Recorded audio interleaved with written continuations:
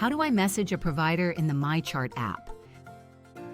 Starting on your MyChart homepage, navigate to the big Messages button. Here you will find messages that others have sent to you, or you can click the Send a Message button at the bottom of the screen.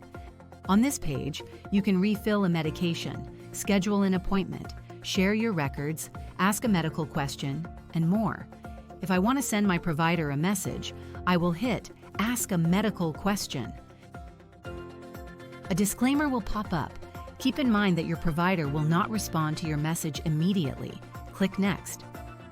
Now choose the topic that best suits your question from this list.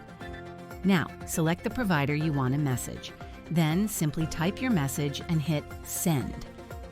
That's all. For urgent questions, call instead of messaging. And for emergencies, dial 911.